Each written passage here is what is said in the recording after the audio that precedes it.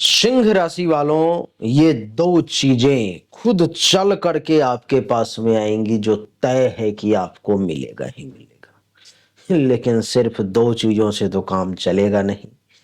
अच्छा, ये दो चीजें मिलेंगी क्यों? क्योंकि बुध देवता अब तक नीच राशि में थे। अब वो नीच राशि से निकल करके, यानी कि नाला से निकल करके धरती पर में आ गए हैं, स्वच्छ जगह पर। यानी कि आपकी कुंडली में बुध देवता कुंडली के अष्टम भाव में थे और अब वो वहां से निकल करके कुंडली के नवम भाव भाग्य के घर में आ गए हैं। जिसके कारण से क्या क्या होगा आज के इस वीडियो में मैं आपको बताऊंगा। मैं आपको बुध के नवम भाव में आने के कारण आपके आदत में, स्वभाव में क्या बदलाव होगा इस वीडियो में ये भी बताऊंगा। मैं आपको वो बुध के 5 कौन से निगेटिव परिणाम हैं जो आपको परेशान कर सकते हैं, जिससे आपको सावधान रहना है, वो भी बताऊंगा। मैं आपको वो भी बताऊंगा कि बुध के कुंडली के नवम भाव में बैठने के कारण कौन से वो 15 अच्छे परिणाम हैं जो आपको मिलने जा रहे हैं। आइए एक एक करके चर्चा करते हैं। सबसे पहले मैं आपको बताता हूं कि वो आदतें जो आपके अंदर बदलाव लाने वाली है। सिंह राशि वाले, आप पहले धार्मिक तो थे, लेकिन इस समय में धार्मिक के साथ साथ तार्किक भी बन जाएंगे। ये जो है सो केवल श्रद्धा से नहीं, बल्कि आपको तर्क से भी धर्म को समझने की शक्ति बुद्ध प्रदान करेगा। ये स्वभाव में बदलाव होगा जो पहला होगा, यानी कि धार्मिक के साथ तार्किक भी आप हो जाएंगे देवी और सज्जनों। दूसरा क्या? संपर्कों में परिपक्वता। इसका क्या अर्थ? संपर्क तो पहले से भी था, लेकिन उद्देश्य स्पष्ट नहीं थे। अब संपर्क में परिपक्वता आ जाएगा, उद्देश्य स्पष्ट हो जाएगा कि इस संपर्क का आखिर कैसे इस्तेमाल करना है, क्या करना है। देवी और सज्जनों, तीसरा, पढ़ने लिखने की प्रवृत्ति, खास करके धार्मिक, दार्शनिक या ऐतिहासिक विषयों की तरफ जो है सो आपके स्वभाव में ये बदलाव होगा कि आप इन सब चीजों को पढ़ने का प्रयास करेंगे, जानने की कोशिश करेंगे, समझने का प्रयास करेंगे। चौथा, यात्राओं में शिक्षा का ढूंढना, यानी कि यात्रा सिर्फ घूमने के लिए नहीं, कुछ सीखने के उद्देश्य से इस समय में आप यात्रा करेंगे और अच्छा रहेगा आपके लिए, आप यात्रा पर जाएं। पांचवा, संबंधों में व्यवहारिकता। पहले भावुकता से निर्णय लेते थे, अब व्यवहारिकता से निर्णय लेंगे, तार्किकता से निर्णय लेंगे, दिल की कम सुनेंगे, दिमाग की ज्यादा सुनेंगे, जिससे आपका भी नुकसान नहीं हो। क्योंकि पहले केवल दिल की सुन करके अपना ही नुकसान हो जाया करता था। आइए आगे बढ़ते हैं। अब जानते हैं कि निगेटिव रिजल्ट कौन कौन से होंगे, अशुभ परिणाम कौन कौन से होंगे, वो जो है सो जानने का प्रयास करते हैं। सबसे पहला, धर्म पर अधिक तर्क करने लगेंगे आप। आदत में जो बदलाव हुआ वो निगेटिव परिणाम में पहला ही आ गया। धर्म पर में अधिक तर्क करने लगेंगे आप, जिससे आपकी आस्था कमजोर पड़ जाएगी।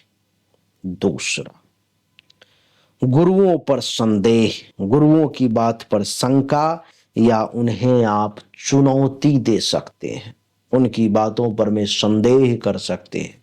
अपने तर्क से आप उन्हें अपमानित भी कर सकते हैं। ये दूसरा निगेटिव परिणाम है। तीसरा, अहंकार युक्त वाणी। द्वितीय भाव का प्रभाव होने से कभी कभी वाणी में अहम की भावना जागृत हो जाएगी। आप जो बोलेंगे उसमें अहंकार साफ साफ दिखाई देगा।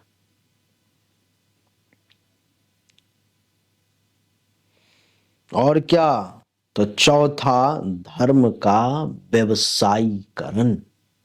बुध जो है सो धन का कारक है, अतः धर्म या शिक्षा से कमाने के लिए आपको रास्ता दे सकता है अथवा आप इसको रास्ता बना सकते हैं।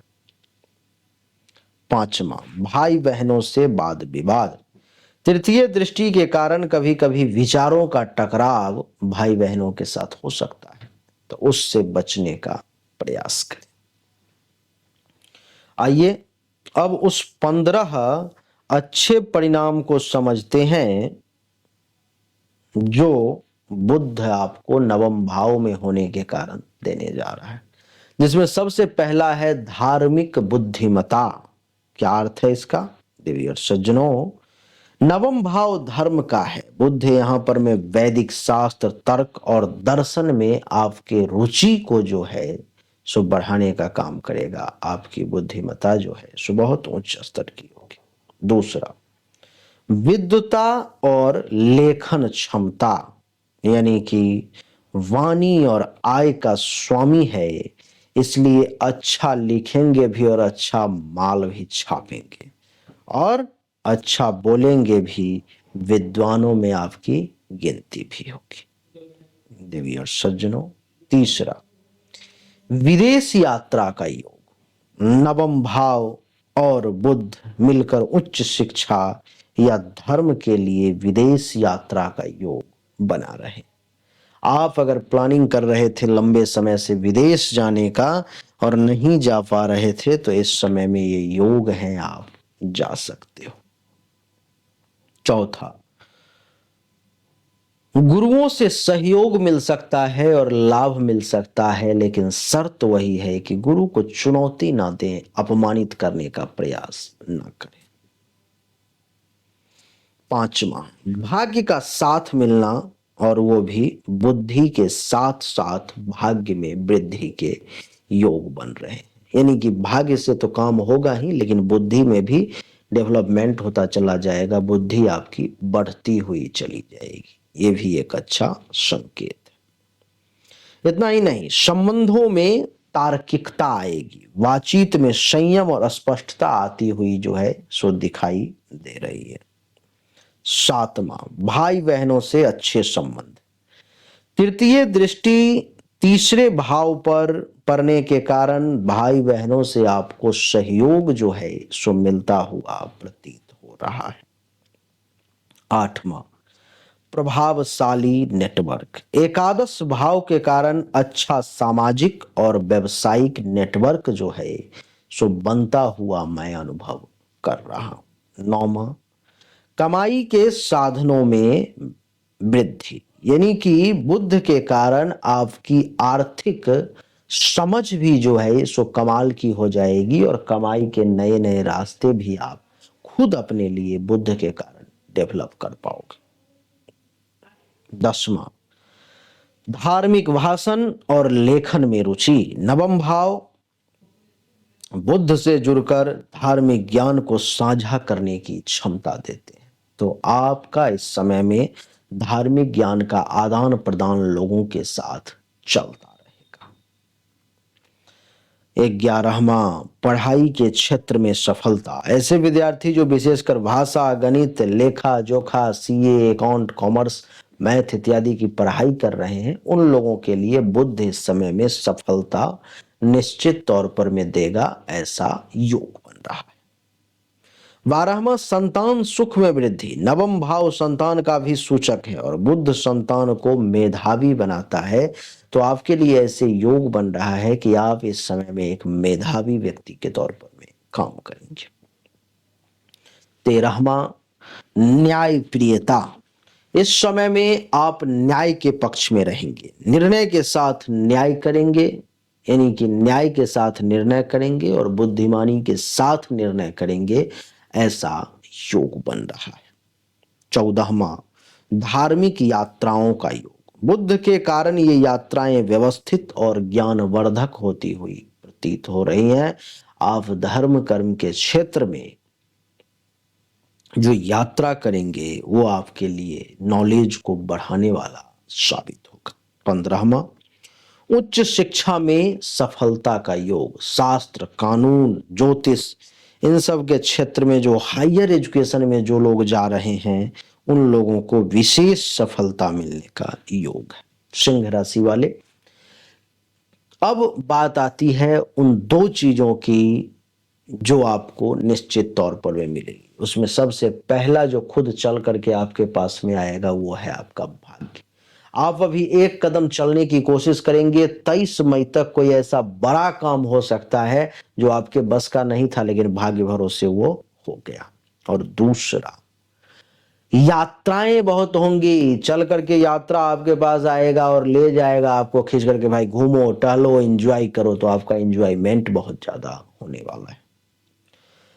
सिंह राशि वाले, अगर आपको ऐसा लगता है कि आपको मेहनत जितना करते हो उतना परिणाम नहीं मिलता, धर्म कर्म का पालन करते हो, परिश्रम करते हो, जो अधर्मी हैं, कमजोर लोग हैं, आपसे कम बुद्धिमान है, कम डिजर्विंग है, वो लोग आगे बढ़ते जा रहे हैं और आप वहां तक नहीं पहुंच पा रहे। अगर आपको ऐसा लगता है तो आपको इसके लिए अपने भाग्य के मालिक को मजबूत करना चाहिए। आपके भाग्य के मालिक हैं मंगल देवता। मंगल देवता का रत्न है मूंगा। किसी सिद्ध गुरु से, संत महात्मा से मूंगा रत्न लेकर के सिद्ध किया हुआ आप उसको धारण करें, आपके लिए अच्छा रहेगा। नहीं अगर पहचान है, नहीं व्यवस्था है, तो आप यहीं पे मैसेज कर लेंगे, मैं यहाँ से सिद्ध किया हुआ अभिमंत्रित आपके घर पर भेज दूंगा। अच्छा होगा कि दुकान के बजाय किसी गुरु से लें तो बढ़िया रहेगा। नहीं, अगर व्यवस्था नहीं है तब तो खैर कोई बात ही नहीं।